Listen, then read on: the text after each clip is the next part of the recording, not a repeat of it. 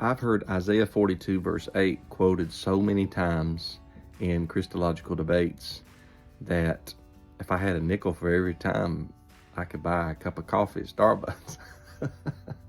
Isaiah 42 and 8 is Hebrew parallelism, where Yahweh says, I am Yahweh, that is my name.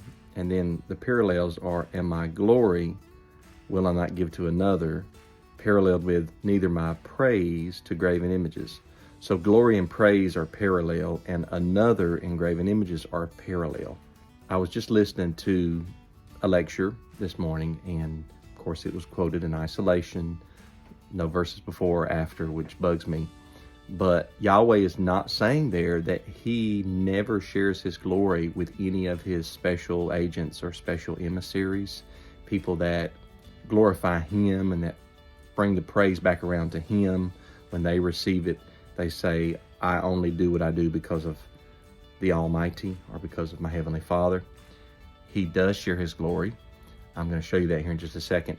But the context of Isaiah, not just Isaiah 42, but that bulk of chapters there in the 40s is all about Yahweh being above the mighty ones or the gods of the nations, who are actually real gods. They're real Elohim, and Yahweh is the God of gods, or the Elohim of the other Elohim.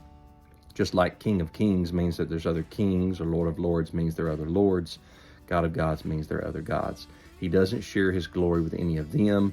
None of them helped him bring the Israelites out of Egypt.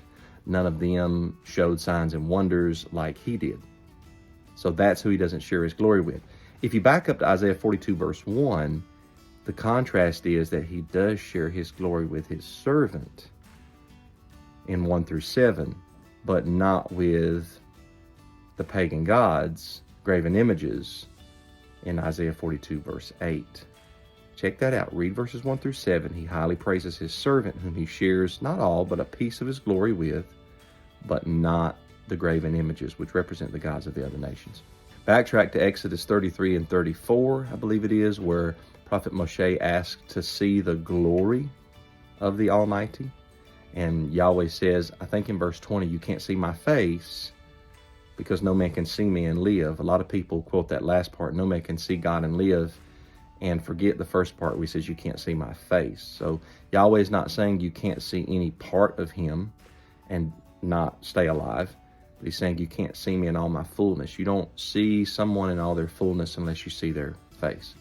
So he hides Moshe in the cleft of the rock, passes by, puts his hand over him, and Moshe sees his back parts. Keep reading to the end of Exodus 34. When Moshe comes down off the mountain, this is his second trek, second fast of 40 days and 40 nights. No food, no water. Moshe is an extremely righteous man. He spends 80 days and 80 nights fasting with Yahweh. Moshe's face is glowing. Why is Moshe's face glowing? Because some of the glory of Yahweh was invested in Prophet Moshe. And when Moshe went back to speak to the Israelis, the words of Yahweh, he spoke to them the words of Yahweh with open face. After he was done speaking the words of Yahweh, he put a veil over his face and went about his mundane tasks. Then he would go back up to Yahweh, get recharged like a rechargeable battery, start to glow again when it started to diminish, and Yahweh continued to share that glory with Moshe. It reminds me of the Mount of Transfiguration. I think it's Matthew 17, where Yeshua's face shined like the sun when the disciples saw a vision of the kingdom with who? None other than Moshe, Eliyahu Navi, and of course, Yeshua of Nazareth right there. Stop using Isaiah 42 and 8 in a wrong way. It's not going to stop. People are going to keep using it in the wrong way. But yeah, when somebody gives you a verse, take a chapter. When somebody gives you a chapter, take a book, right? Shalom.